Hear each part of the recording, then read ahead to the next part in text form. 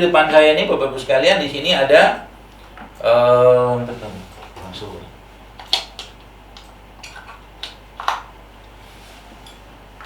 Nanti pula dia, apa-apa lah. Di depan saya ini ada diffuser. Jadi diffuser ini isinya adalah cairan fermentasi. Cairan fermentasi yang Bapak Ibu kalau mau dapatkan ya bisa pakai cukapel kayak begini ya, cukapel nih. Atau bisa bikin sendiri kalau mau. Tapi nanti agak lama bikinnya 3 bulan ya. 3 bulan bikinnya. Dan setelah itu saya tambahkan dengan ya lemon-lemon atau minyak-minyak lemon organik atau minyak-minyak esensial. Apa yang sebenarnya kita dapatkan dari sini? Ini bukan sembarangan ya. Ini ketika ini saya nyalakan dan keluar asapnya kayak gitu sekalian, maka sebenarnya dia partikel-partikel dia tadi udah berubah menjadi partikel antioksidan. Jadi ketika cairan fermentasi tadi, di fase antioksidan yang paling baik yang kita bisa serap dalam tubuh kita adalah fase gas. Jadi ketika kita mendapatkan cairan seperti ini cairan fermentasinya plus dengan essential oilnya menebar ke udara, dia akan ketemu dengan virus segala macam yang akan mendakwah. Itu sebab dalam Islam wangi-wangian itu menjadi salah satu yang disebutkan oleh baginda Nabi alaihi salatu wassalam. Mati ya. Ayolah, udah hidup ini. Ada nyala dia. Ada itunya, ada perlu dilihatkan itunya di. Jadi saya di rumah pakai beginian Pak Bu. Jadi daripada kalau saran saya sih kalau Bapak Ibu mau ikutin silakan. Daripada pakai disinfektan ya alkohol, klorin segala macam, mendingan pakai cairan probiotik ya, fermentasi seperti cuka kayak begini. Ya, Anda campurkan sama air sedikit, kasih essential oil buat basuh-basuh, semprot, jauh lebih baik menurut saya. Ya, kenapa? Karena memang ada bakteri di situ. Bakteri itu ketika ditambahkan lagi dengan masuk ke dalam air, dia berkembang biak. Ya, sama konsepnya kayak ini ya, tempe ini tadi. Di tempe ini nanti coba di rumah kalau mau nyobain ini minuman segar di Ramadan. Nah, isinya jahe nanti Bapak Ibu bikin wedangnya aja, airnya diambil. Kemudian jahe ini Bapak Ibu sekalian Anda ambil airnya tadi, kemudian diambil kurma seperti ini, lalu di blender sedikit sama sate. Itu udah jadi minuman yang sangat, tambah sedikit garam ya, biar dia buat asam lambungnya aman ya. Itu menjadi minuman yang sangat bukan hanya mengenyangkan, tapi menguatkan pencernaan, dan sudah dijelaskan di awal tadi bahwa dia fungsi atau perannya sebagai penguat pencernaan. Kalau pencernaan sudah bagus, maka insya Allah badan akan sehat. Setelah itu bagusnya apa harus kita kerjakan, atau mungkin apa kita ya makan seperti biasa ya. Saran saya mungkin buah-buahan seperti ini yang mungkin menjadi teman kita selama Ramadan ya. Kenapa? Karena memang antioksidan itu ya secara umum ya kita bisa dapatkan dari mereka-mereka ini ya. Ya, antioksidan itu apa? Ya, dia yang memberikan atau mengasup atau menyuplai elektron ya kepada sel-sel kita yang kehilangan elektron. Jadi tidak heran zaman sekarang itu banyak orang belum tua sudah tampak uban. Ubannya kebanyakan. Jadi kalau orang udah belum apa-apa umur 30 tahun, 20 tahun sudah ubanan, itu banyak elektronnya yang lepas. Jadi nggak berpasangan lagi. Orang kayak begitu ya besar kemungkinan banyak pikiran mungkin, atau makanannya atau polutan terlalu banyak, harus disuplai sama radikal scavenger atau mungkin antioksidan yang kita bisa dapatkan kayak seperti ini. Jadi ini bikin benar mudah sekali ya. Saya katakan subhanallah ya, kalau kita ngerti konsepnya, bikin makan kayak begini ini sangat enak loh sekarang. Nanti saya jelaskan, saya ajarin cara bikinnya. Ya, buah kayak begini ada potong-potong kecil gitu kan, seukuran kurma kayak begini, lalu berbagai macam buah dengan berbagai macam warna, dengan berbagai macam rasa. Itu kata kuncinya. Berbagai macam warna, berbagai macam rasa. Potong semua, campurkan sedikit sama sedikit sayuran seperti paprika kayak begini. Lantas setelah Anda potong, Anda kasih jeruk nipis, kasih lada hitam, kasih garam, kasih zaitun, maka itu sudah menjadi makanan yang sangat baik untuk pencernaan kita. Yang pertama. Atau kalau enggak, Anda bisa pakai dressing. Ya, dressingnya nanti Anda bisa beli alpukatnya nanti di blender sama garam ya, bukan sama garam, di blender sama bawang putih, tambahkan garam sedikit, tambahkan madu sedikit buat pemanisnya, tapi lebih ditambahkan sedikit lada hitam dan alpukat tadi. Anda bisa campur juga ke kemana? ke ke sayuran atau buah tadi. Itu akan jadi makanan yang sangat menyenangkan buat perut. Jadi kalau mungkin perut kita itu bisa kirim WhatsApp, dia akan katakan jazakallah khair, kata dia. Kalau dia bisa kirim WhatsApp, dan kita akan jawab wa iyakum, gitu. Akhirnya apa? Orang yang bahagia berseri. Kenapa? Yang dimakan penuh antioksidan, penuh vitamin, penuh lemak, lemak yang sehat, kan zaitun lemak yang sehat insya Allah ya. Kemudian seratnya tinggi, subhanallah ya. Dan Bapak Ibu juga bisa manfaatkan ininya, kulitnya ini. Kulitnya ini Anda nanti ambil ya, kulit buah kayak begini, kulitnya Anda ambil, jangan dibuang ya. Lalu dengan perbandingan 1, 3, dan 10. Jadi 1 gelas gula aren seperti ini, 1 gelas gula aren seperti ini. Kemudian 3 gelas kulitnya buah, 3 gelas kulitnya buah. Lalu 10 liter air. Anda nanti si gula aren dalam air ini Anda aduk-aduk, lalu buahnya Anda masukkan situ. Lalu selama 2 minggu buka tutup ya, atau mungkin dibuka sedikit supaya gasnya hilang dan alkoholnya berubah menjadi asam asetat. Setelah 2 minggu baru Anda tutup itu nanti, maka setelah 3 bulan dia akan jadi cuka seperti itu. Tapi ini bukan buat minum ya. Kalau yang kulitnya buah tidak kita khususkan untuk minum, tapi kita gunakan untuk cuci-cuci ya. Bisa untuk kayak begini juga, cuci buah juga kalau buahnya masih pestisidaan, atau cuci lantai, cuci piring, semua banyak. Tapi kalau mau yang untuk minumnya, Anda ambil dagingnya nanti. Dagingnya itu daging buah seperti ini, Bapak Ibu sekalian Anda masukkan. Jadi yang tadi daging buahnya, kulit buah tadi Anda ganti sama daging buah. Prinsipnya juga sama, 1, 3, 10. Satu gelas gula aren, kemudian 3 gelas dagingnya buah, dan 10 liter air matang. Lalu Anda buat dalam 2 minggu, itu dibuka tutup sedikit, lalu nanti ditutup setelah 2 minggu, dan baru bisa dipakai setelah 6 bulan. Jadi minuman kayak begitu. Atau tadi yang pertama itu kalau pakai kulit buah namanya ekoenzim, tapi kalau pakai dagingnya buah namanya klasik enzim. Apa yang terjadi? Itulah penguat pencernaan kita ya. Maka saya di rumah, kalau saya udah jadi nih. Kalau ini sudah, ini koenzim Agustus 2019 ya. Kalau ini klasik enzim. Nanti setelah 6 bulan atau 3 bulan disaring ya, diambil airnya. Semakin lama semakin bagus. Ya, kalau klasik enzim bisa Anda minum ya, tapi kalau ekoenzim biasanya kita pakai buat household ya, buat alat-alat rumah, kadang cuci piring, segala macam, ngepel segala macam seperti itu.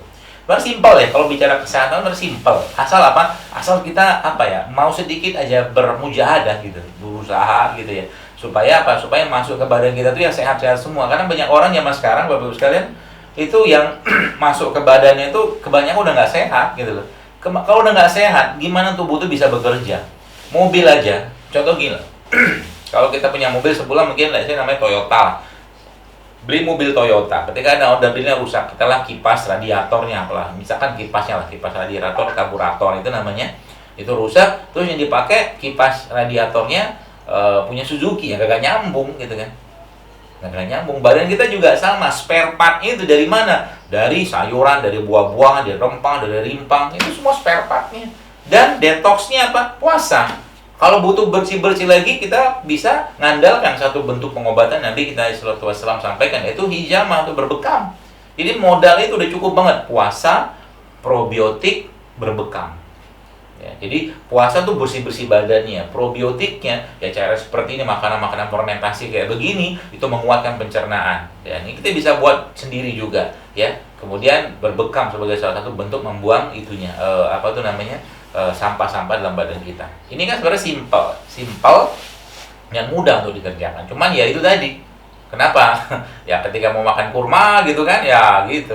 Godaannya ada aja. Ya makanya hidup sehat tuh sering saya sampaikan kayak orang bangun malam, susah, betul susah. Tapi kalau nggak dipaksain, sampai mati juga nggak bakal hidup sehat gitu kan. Dan harus dapat itunya, harus dapat itunya dulu ya. Visinya dulu, nih mau ngapain hidup saya kayak begini ya. Kalau nggak dapat visinya ya kita susah ngerjainnya. Jadi kalau saya sampaikan ke teman-teman itu, cobalah berpikir ketika Allah Subhanahu Wa Taala menciptakan kita ya, dari sperma, ovum segala macam sampai jadi manusia seperti sekarang ini, maka subhanallah ternyata kita juga perlu ingat bahwa suatu hari kelak kita akan ketemu dengan Allah. Suatu hari kelak.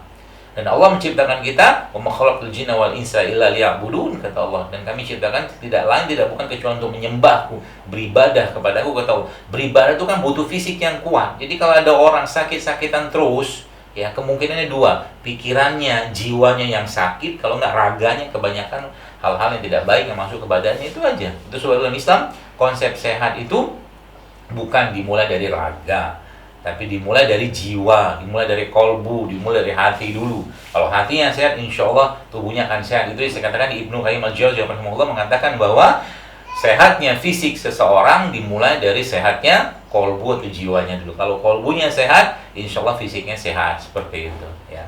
Jadi kalau sehat seperti bukan maknanya orang tuh gila atau apa, bukan. Tapi mungkin ada hal-hal yang berhubungan dengan hawa nafsu yang perlu kita redam, kita perlu tahan, kita perlu kondisikan. Ya, supaya apa? Supaya si raga ini nggak kesakitan, ya. Kenapa? Sedemikian juga raga bisa sakit, jiwa pun bisa sakit. Itu sebabnya kenapa Ramadan menjadi syahrul Ramadan al-lazim fi syahru. Jadi bulan Ramadan itu menjadi bulannya Quran.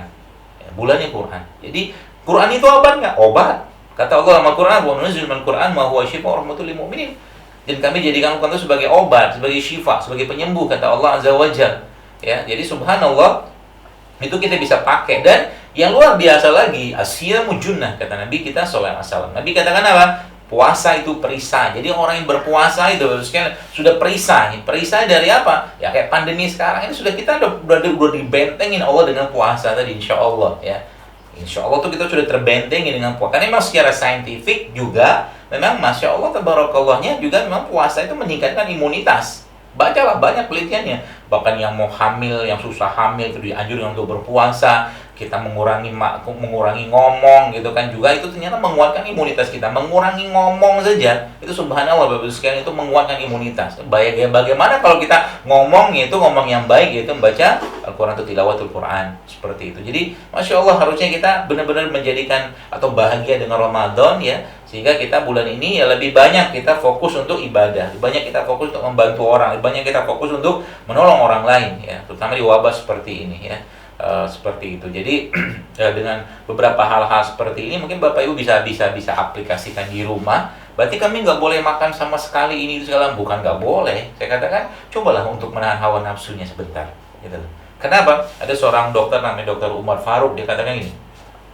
Hunger is the first element of self-discipline. Dia bilang, if you can control what you eat and what you drink, you can control everything else. Dia bilang, hunger atau lapar itu elemen disiplin pertama diri, katanya. Kalau Anda bisa mengontrol apa yang Anda makan, apa yang Anda minum, maka Anda bisa mengontrol yang lain. Ini bayangkan dulu sekalian. Ramadan masuk, katakanlah buka puasa masuk, karbonya masuk. Karbo yang nggak sehat, ya tepung-tepungan, nasi berlebihan, segala macam, gula pasir. Ya subhanallah, akhirnya apa? Maghribnya juga ngantuk. Udah gitu habis maghrib dia sholat, makan lagi. Habis makan apa yang terjadi? Tarawihnya ngantuk. Malam juga susah bangun, subhanallah, ya. Kita nggak bisa kayak begini terus.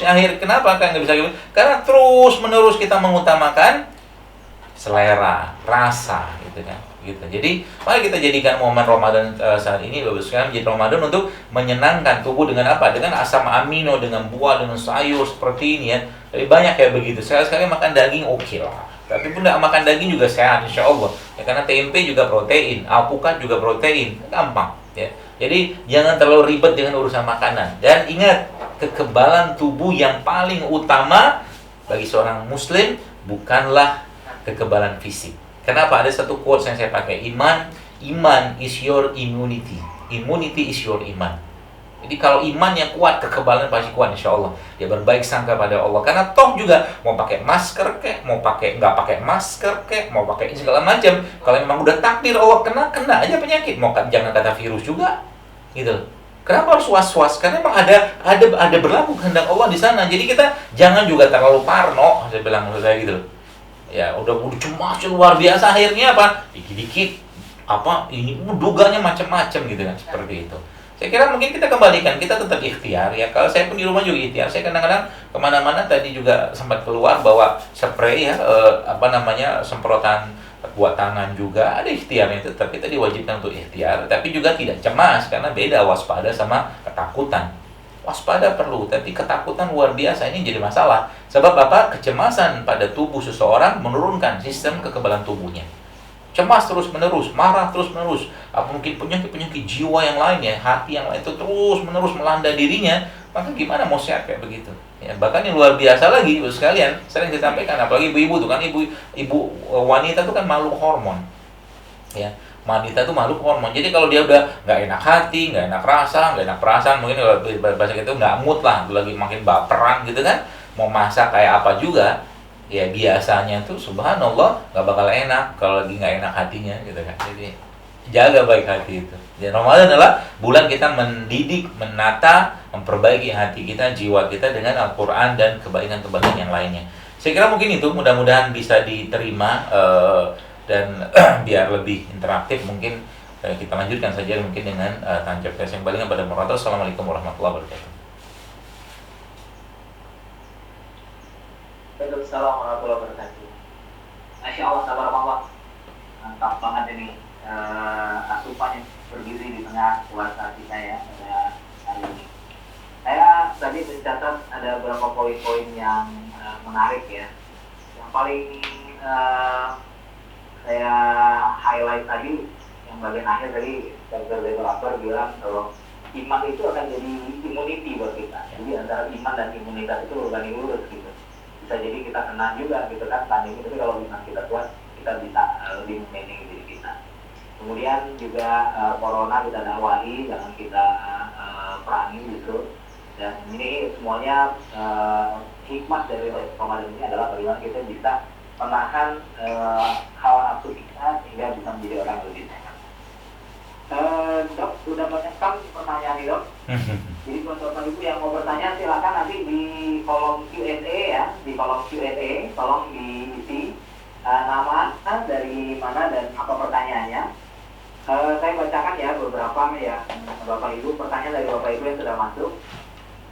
Assalamualaikum, saya Robiatul Adawiyah dari Jambi, ingin bertanya Dr. Zainul Akbar bagaimana mengatur jadwal istirahat yang benar agar dapat memanfaatkan malam di bulan Ramadan. Baik. Ya, bismillah. Jadi ada satu hal yang dilakukan oleh orang-orang yang sedang berpuasa. Ada dua jihadnya. Jihad yang pertama dia adalah jihad dengan berpuasa itu sendiri. Jihad yang kedua adalah jihadnya dia untuk melaksanakan sholat. Jadi memang settingan otak kita di Ramadan ini adalah kita memang mengurangi tidur ya. Kita mengurangi tidur untuk banyak ibadah. Jadi settingannya bukan untuk istirahat. Jadi minta juga sama Allah, ya Allah jadikan sedikit istirahatku ini cukup membuatku ya bisa berkualitas ibadahnya. Jadi kita minta semua kita serahkan sama Allah. Karena memang Ramadan ini bagi Anda yang pernah mungkin umroh di bulan Ramadan itu kan dikit sekali tidurnya loh. Bayangkan kita yang dia di luar musim sekarang sih. Itu kan kadang-kadang jam 12 ya, jam berapa gitu baru selesai, nanti yang sholat tarawihnya itu nanti tengah malam lagi sudah sholat tahajud lagi ya, qiyamul lailnya. Subhanallah kan. Jadi memang settingan otak itu kita memang berlelah-lelah mengejar Allah. Jadi Ramadan itu memang bulan berlelah mengejar Allah. Ngantuk baca Quran, bangun lagi gitu kan, wudu lagi. Capek memang, tapi Allah pasti akan ganjar. Itu sebabnya ya ganjarannya dari Allah Azza wa Jalla itu luar biasa, gak disebutkan ya. Gak disebutkan oleh baginda Nabi SAW berapa pahalanya.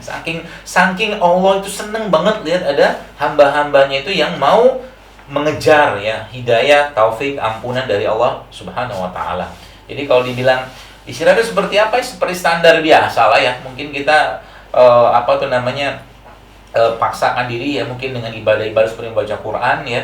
Kemudian mungkin ba'da Isya baca Quran mungkin sejuz 2 juz, nanti persiapan untuk bangun malam lagi, habiskan waktu-waktu malam itu untuk ibadah, untuk membaca Quran, untuk sholat malam ya. Kemudian nanti subuh juga, habis subuh kita paksakan lagi diri kita untuk bangun baca Quran lagi terus sampai duha. Kalau yang masih kerja mungkin ya habis duha siap-siap kerja ya. Tapi ingat jangan terlewatkan untuk membaca Quran. Karena memang lagi disampaikan bulan Ramadan itu bulan bersih-bersih hati, bersih-bersih jiwa. Capek, memang capek. Tapi kalau capek untuk Allah, jangan khawatir. Ganjaran itu besar, insya Allah. Ya, seperti itu. Wallahu a'lam. Masya Allah, tabarakallah. Luar biasa. Oke, Ustaz, dok, ada yang ketinggalan Ustaz hari ini. angka apelnya tambah essential oil itu berapa tetes tadi dok? Oh, kalau buat itu ya, kalau buat ini mah 1 sendok makan ke 1 sendok teh mah cukup ya. Essential oil palingnya 5 tetes, 7 10 tetes sudah cukup lah, nggak usah banyak-banyak. Itu. Itu untuk jadi apa kayak disinfektan gitu ya? Ini Iya, iya. Oke. Kemudian ini dari Pekanbaru nih dok, ada Ibu Vika Cahayahati. Beliau punya anak, beliau sedang menyusui anak usia 11 bulan. Sebaiknya makanan apa yang baik untuk ibu menyusui? Jazakallah khair. Nah, Saya nggak tahu ya apakah ibu menyusui ini ada rukso atau tidak sih. Nanti sepertinya nanti perlu ditanya kepada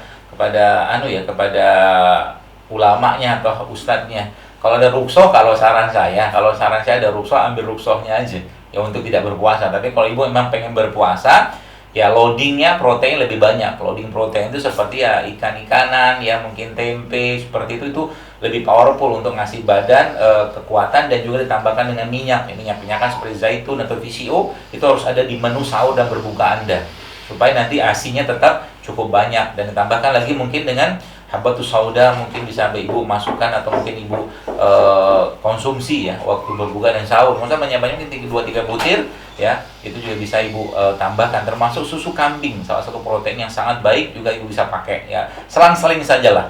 Yang penting ada asupan proteinnya, ada karbonya nggak terlalu banyak juga ya, kemudian ada lemaknya juga ya. Itu mungkin saran saya. baik. Makasih dok.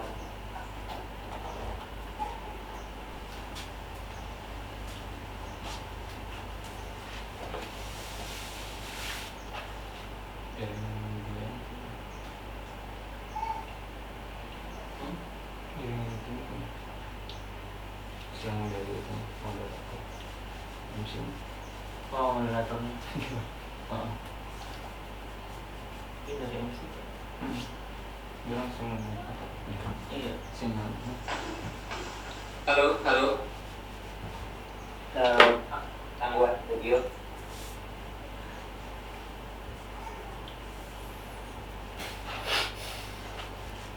Mau lihat, apakah saya boleh mengkonsumsi buah yang agak asam seperti jeruk, nanas, dan air jeruk nipis? Kemudian terkait dengan itu dari Pak Beni Hartanto, bagaimana mengatur makanan probiotik selama puasa kalau punya penyakit? Ya baik, bismillah. Jadi kalau buahnya agak-agak asam ya, kalau saya tipsnya saya biasanya kalau buahnya agak asam ya, mungkin Bapak Ibu ya bikin salad buah saja, nanti ditambahkan dengan madu dan tambahkan dengan garam. Itu insya Allah akan membantu sekali. Jadi nanti buah potong itu nanti ya dibikin kayak rujak gitu kan, potong-potong kecil gitu, campurkan garam, aduk ya, campurkan lagi dengan madu, itu insya Allah aman. Dan itu sangat baik juga untuk menyeimbangkan asam lambung, jadi nggak masalah sebenarnya. Dan kalau memang dan asamnya itu akan ternetralisir dengan garam ya, insya Allah ya, tambahkan dengan madu tadi seperti itu. Nah berkaitan dengan bagaimana konsumsi probiotik saat puasa seperti ini ya, pilihannya kan 2 aja sebenarnya. Pilihan pertamanya, kalau Anda waktu berbuka sama sahur gitu kan, itu bisa Anda konsumsi probiotik dalam bentuk makanan, mungkin tape, tempe, atau makanan probiotik yang lain ya. Atau mungkin juga kalau Bapak Ibu udah bisa dapatkan cairan-cairan atau minuman-minuman probiotik ya, cairan seperti itu tuh juga bisa. Kayak contoh misalkan ya sebulan mungkin cuka apel kayak ini kan probiotik. Maka Anda ambil saja, mungkin menjelang tidur Bapak Ibu bisa konsumsi, mungkin ambil 1 sendok teh atau 1 sendok makan gitu, lalu campurkan sama madu, diaduk, kasih air, minum menjelang tidur, juga membantu sekali untuk menguatkan pencernaan kita. Nanti pada sahur juga kayak tadi, saya pagi tadi sahur juga pakai probiotik saja dan makan sedikit buah, itu insya Allah udah cukup ya. Karena emang settingan otaknya emang kita memang bukan mau banyak makan gitu loh. Seperti itu. Dan memang sudah disampaikan juga kepada istri bahwa saya memang bulan Ramadan ini memang biasanya memang nggak banyak makan gitu kan, nggak banyak makan. Seperti itu sarannya.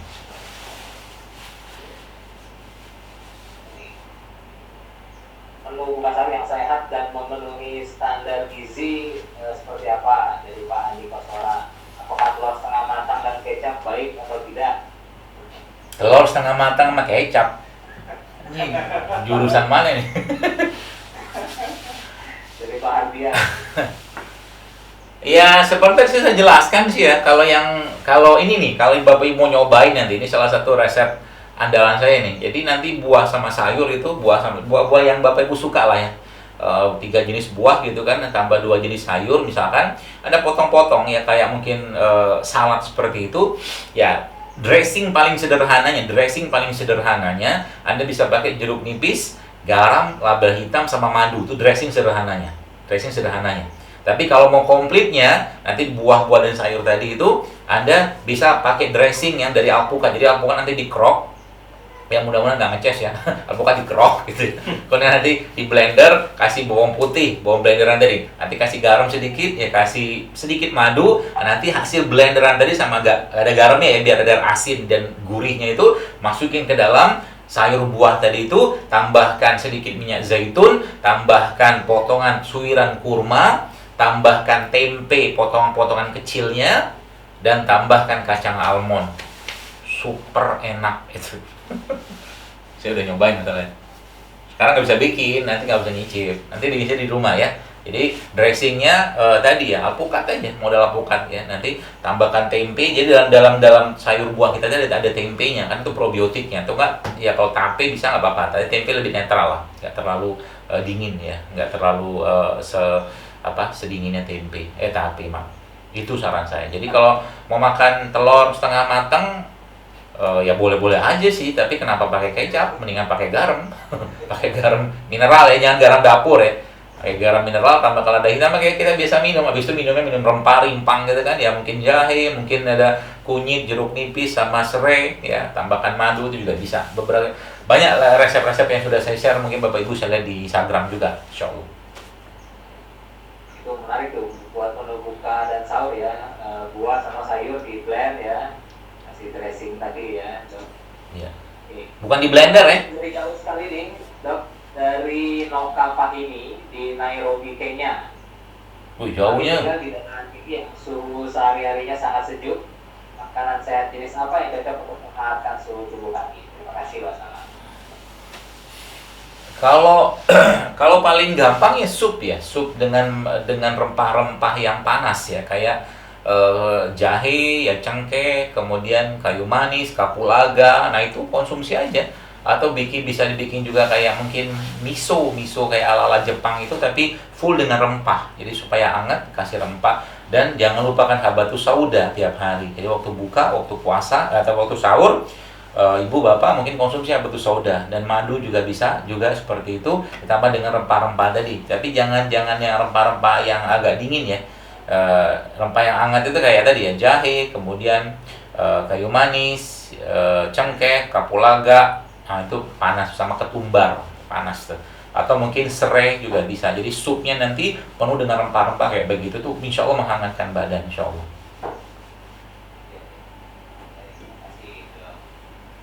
Dan dari Bu Indah dari Nganjuk, apakah makanan fermentasi bisa juga untuk menurunkan asam lambung atau untuk obat mah?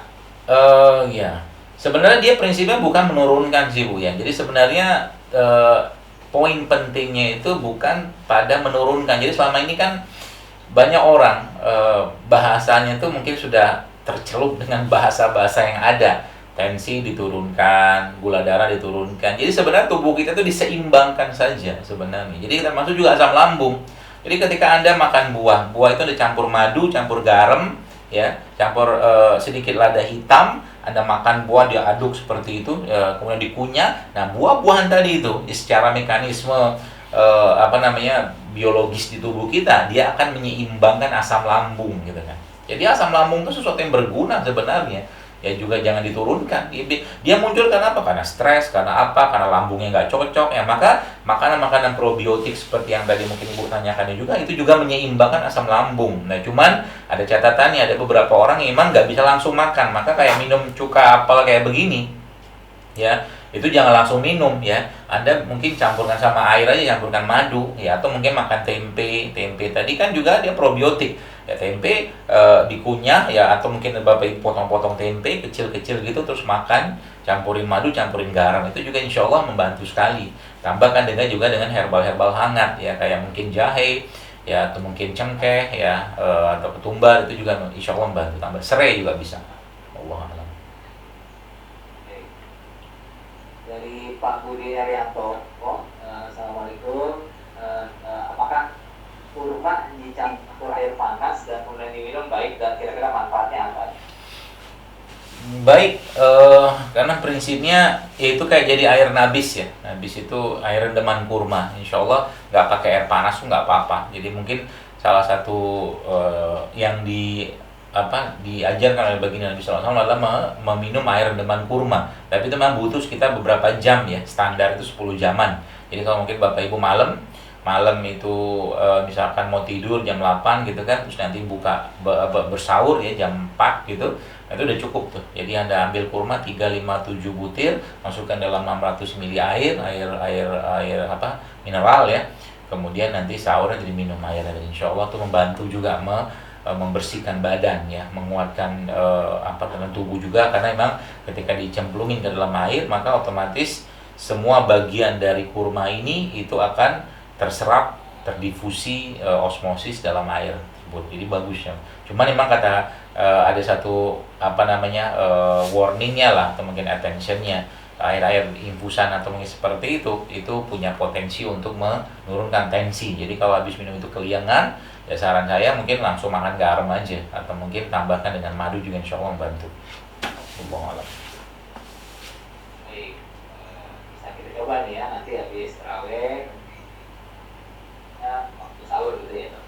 Iya.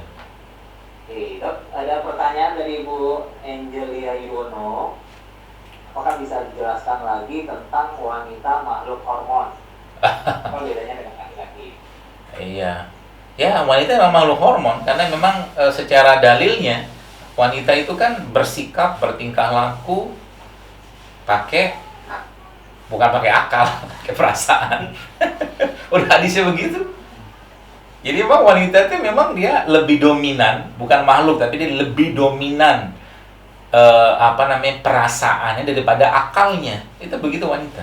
Sama-sama sebenarnya laki dan perempuan itu sama-sama hormon, tapi wanita lebih dominan menggunakan perasaannya. Itu sebabnya kalau di pengadilan agama dalam Islam, kalau laki-laki menjadi saksi cukup 1, tapi perempuan harus 2, karena nggak bisa dipercaya omongannya. Bisa berubah-berubah wanita itu. Udah begitu sunatullahnya ya. Makanya hadirnya laki-laki itu kan menguatkan, menegaskan. Jadi itu bukan aib ya, itu bukan sesuatu yang buruk, yang begitu wanita. Ya karena memang dari tulang rusuk yang bengkok mau dilurusin patah, diikutin aja alurannya itu. Gitu. Baik. Makasih, Dok. Ada pertanyaan berikutnya dari Ibu Erlina Amir. Bagaimana diet puasa pasien komplikasi penyakit diabetes dan hepatitis dengan kadar SGOT dan SGPT yang tinggi? Terima kasih. Pasien apa tuh, hepatitis ya? Diabetes dan hepatitis, Pak. Oh, kalau boleh, saran dokter, kalau boleh tahu saran dokter yang merawatnya seperti apa? Kalau memang dokternya memang tidak anjurkan untuk berpuasa sih, saran saya jangan berpuasa sih ya, saran saya ya, kecuali Bapak Ibu dalam pengawasan herbalis atau terapis yang bisa memonitor Bapak Ibu. Tapi kalau tidak, mungkin saran saya ikutin saran mereka aja ya, karena kalau sudah komplikasi memang agak perlu intensif seingat saya. Tapi kalau mau coba, tidak apa-apa. Ya, kalau mau coba, saran saya mungkin tidak apa-apa, coba aja. Ya, cuma nanti mungkin perlu diperhatikan kondisi-kondisi di mana terjadi hipoglikemik mungkin ya pada saat berpuasa, mungkin itu juga perlu dipikirkan. Jadi kalau misalkan agak kelingan atau apa, saran saya dibatalkan saja puasa. Mungkin lebih baik tanya ke dokter yang merawat deh. Saya boleh berpuasa nggak? Karena beliau lebih paham. Saya pribadi nggak tahu, nggak lihat juga kan, jadi agak susah saya mengatakannya. Sarannya dokter konsultasi sama dokter yang merawat ya. Iya betul. Selanjutnya dari Ibu Umira Nawati. Beliau berusia 80 tahun. Beliau bertanya, saya ingin sembuh dari penyakit stroke. Apa apa obatnya dan apa ikhtiarnya. Terima kasih. Ya baik. Kalau udah pertanyaan kompleks seperti ini biasanya saya tidak bisa langsung jawab. Sebab apa? Sebab memang kudu dilihat. Yang namanya orang stroke mungkin bisa jadi ada diabetesnya, ada darah tingginya, ada macam-macam faktor-faktor penyerta yang lainnya. Jadi saran saya kepada ibu, coba hubungi ya mungkin teman-teman terapis atau herbalis ya, atau pembekam senior juga untuk bisa berobat, atau jangan untuk minimal dilihat, dikonsultasikan, karena emang saya tidak bisa membayangkan karena kondisi stroke-nya seperti apa, datanya kan yang diberikan ke saya pun juga tidak banyak gitu kan. Emang kudu dilihat, ya harus dilihat ya. Jadi bukan nggak mau jawab, tapi apa tuh namanya, saran saya coba datang konsultasi dulu deh ke apa namanya terapis terdekat ya, yang bisa memeriksa seperti itu. Baik, terima kasih. Nanti ibu ini boleh konsultasi lebih lanjut dengan dokter atau terapis yang bisa ditemui gitu kira-kira ya, Pak. Oke, kemudian dari Pak Haji Pranaditya, beliau bertanya, Assalamualaikum Ustaz, logika kedokteran bahwa puasa sebagai sarana detox, penjelasan singkatnya seperti apa? Dan jika dibandingkan dengan puasa Senin Kamis bagaimana? Oh baik.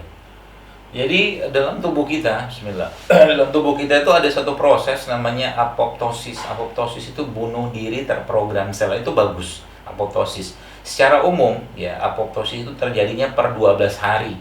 Per 12 hari. Jadi kalau kita ambil angka 365 dibagi 12, maka Bapak Ibu akan mendapatkan angka yang unik, yaitu 30. Jadi 30 hari Ramadan ini sebenarnya apoptosis terstruktur, terprogram, yang diperintahkan Allah kepada manusia. Itu sebabnya kalau Anda baca dalam ayat surat Al-Baqarah yang kita sering dengar, ya ayyuhallazina amanu kutiba alaikumusiyam kama kutiba alal ladzina min qablikum. Sebelum kalian, aku sudah syariatkan puasa. Artinya, memang puasa ini sejak zaman Nabi Adam dulu udah ada. Cuma kita nggak tahu formulanya atau syariat seperti apa, bentuknya kayak apa kita nggak tahu, tapi sudah ada. Ya, maka sebenarnya kalau disampaikan bagaimana cara puasa itu membersihkan tubuh kita, ya balik-baliknya karena sistemnya istirahat.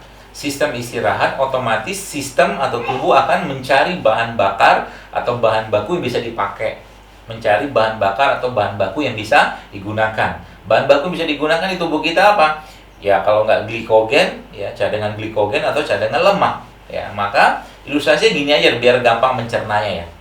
Banyak sekali penyakit-penyakit yang diderita oleh manusia itu tertimbun dalam cadangan atau timbunan lemak yang tidak terpakai. Nah sekarang saya membeli ilustrasi biar Bapak paham. Atau kita punya mobil ini katakanlah tangkinya ada 40 liter. 30 tangkinya tangki utama. 10 liternya tangki cadangan. Ya, katakanlah Anda pergi dari A ke B, jangan. Ya dari A ke B, dan dari A ke B ini membutuhkan ya katakanlah 30 liter.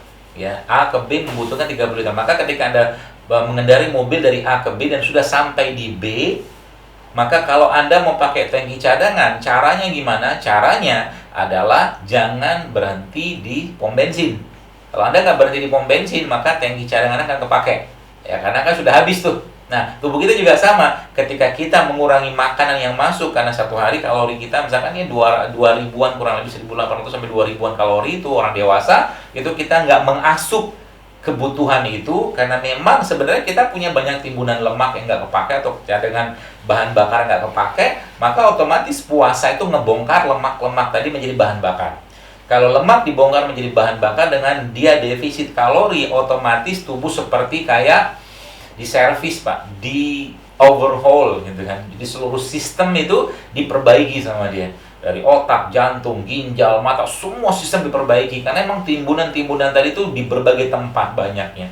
Jadi ketika kita seperti itu, maka sebenarnya ilustrasinya seperti kita menggunakan tangki cadangan tadi. Jadi 15% secara umum pada manusia dewasa itu ada reserve dari lemak. Jadi kalau lemak itu dipakai sebagai bahan bakar, apa yang terjadi? Kita akan powerful luar biasa. Jadi puasa itu sebenarnya rahasia terbaik untuk meningkatkan growth hormone seseorang. Growth hormone kalau sudah muncul, yang terjadi apa? Dia akan makan sel-sel yang rusak. Yang pertama itu. Yang kedua apa? Puasa adalah cara termudahnya kita untuk menguatkan atau menghasilkan endorfin kita juga. Endorfin juga sama, dia termasuk anti nyeri gitu kan. Maka sebenarnya kalau konsep puasa ini digunakan oleh banyak orang Islam zaman sekarang. Kenapa saya katakan orang Islam? Karena justru malah banyak yang pakai konsep-konsep ini tuh di orang-orang barat sana. Ya bahkan di Amerika itu ada seorang dokter bikin fasting klinik coba.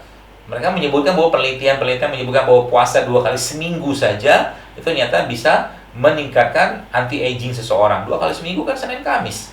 Ini belum lagi puasa 3 kali sebulan. Bahkan yang luar biasa beberapa dokter-dokter itu yang saya baca itu subhanallah, mereka untuk mengobati orang-orang diabetes itu puasanya diprolong. Prolong itu dilamain gitu kan. Jadi kalau udah lamain puasanya apa yang terjadi? Lagi-lagi tubuh akan mencari bahan bakar yang ada, yang pasti bukan dari gula. Ini kan gula. Fase instan energi itu gula. Jadi kalau gulanya nggak ada maka lama terjadikan cadangan bahan bakarnya. Gitu mungkin kurang lebih. Dan secara saintifik juga mungkin kalau dibilang puasa tuh banyak Pak risetnya Pak. Menurunkan kolesterol, meningkatkan anti aging ya. Kemudian mengurangi risiko darah tinggi, jantung, stroke, itu kanker juga sama. Udah banyak penelitiannya ya. Tambah lagi dengan ibadah-ibadah menguatkan seperti halnya sholat malam. Sholat malam itu luar biasa efeknya ke badan. Ya, kalau dikerjakan. Kalau enggak ya gitu juga. Dan tambahannya lagi adalah ketika apa? Ketika puasa itu kan lagi rehat, kita butuh pasukan pembersih lebih banyak. Kalau pasukan pembersih lebih banyak, maka subhanallah, teman-teman sekalian, Bapak Ibu sekalian, otomatis tubuh bisa membersihkan lebih baik ya. Karena goalnya adalah la'allakum tattaqun, supaya kalian bertakwa. Wallahu a'lam.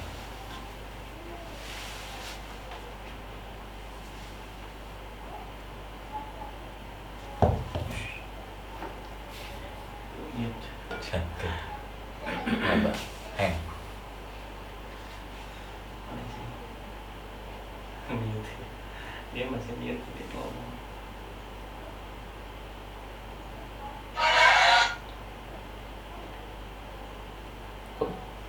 Masih di mute. Masih di mute tapi ngomong.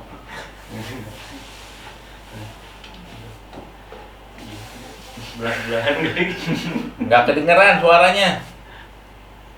Mute. Halo. Oke. Iya mute lagi. Termute lagi, pencet mute. Oke. Halo. Oke. Maaf. Ini pertanyaannya masih banyak, Dok. Tapi sepertinya waktu kita udah sampai di penghujung acara. Mungkin dokter boleh memberikan kepada kita wrap up atau kesimpulan dari keseluruhan materi ini tentang kiat sehat selama puasa masa pandemi, kiat-kiatnya seperti apa? Ya baik, bismillah. Jadi seperti halnya saya sampaikan di awal tadi sekarang bahwa Ramadan adalah bulan penuh kebahagiaan. Karena memang bulan ini tubuh kita lagi teng lagi istirahat. Maka berbahagialah kita yang diberikan kesempatan Allah Azza wa Jalla untuk bisa berpuasa dan merasakan kebahagiaan tadi. Dan Ramadan adalah bulan di mana kita sebenarnya diperintahkan untuk lebih menguatkan jiwa, iman, ruh kita ya. Karena puasa itu sendiri sudah menyehatkan. Meskipun tidak ada hadisnya sumu tasihu bahwa puasa itu menyehatkan, emang benar puasa itu menyehatkan. Maka Ramadan kali ini ya, kita berniat mengikhlaskan diri kita pada Allah dengan niat tersebut ya, agar kita tidak terlalu banyak lagi berlebihan dalam urusan makanan, makan itu segala macam. Kita justru malah lebih banyak untuk beribadah yang bisa menguatkan jiwa, iman atau hati kita. Itu yang paling utama. Karena pada akhirnya iman itu bisa lemah karena 2 hal, banyak bicara dan banyak makan. Banyak bicara nggak bermanfaat dan banyak makan, itu 2 hal yang bisa menyebabkan lemahnya iman. Dan iman itu ada penyakitnya juga, atau kolbu itu ada penyakitnya juga, yaitu syahwat dan syubhat. Maka Ramadan seperti ini kita dianjurkan oleh baginda Nabi SAW untuk apa? Mengurangi makan, yang pertama. Yang kedua apa?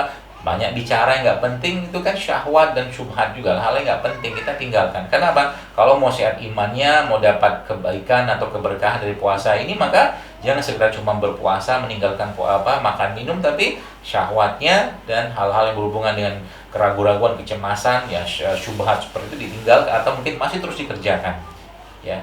Kata Nabi seperti itu. Maka kita meminta pada Allah agar kita diberikan kekuatan untuk melaksanakan puasa Ramadan tahun ini dan dimudahkan untuk menyelesaikan sampai 30 hari ke depan. Dan mudah-mudahan gelar bertakwa atau orang-orang bertakwa itu bisa kita meraih. Dan Ramadan dalam bulan Quran, maka perbanyak baca Quran, ya, perbanyak berbuat kebaikan pada orang lain, karena saatnya kita menaikkan dosis kedermawanan kita di bulan ini, ya. Yang mungkin biasa sholat sunnahnya atau mungkin sholat sholat duhanya 4 rakaat, 8 rakaat, gaspol sampai 12, ya, seperti itu. Atau mungkin yang sholat malamnya belum pol, dipolin. Pokoknya bulan ini pol-polnya ini semua, ya, insya Allah itulah makanan terbaik untuk jiwa atau ruh atau iman kita. Karena tadi pesannya adalah iman is your immunity, immunity is your iman. Allahu a'lam bishawab. Assalamualaikum warahmatullahi wabarakatuh. Waalaikumsalam warahmatullahi wabarakatuh.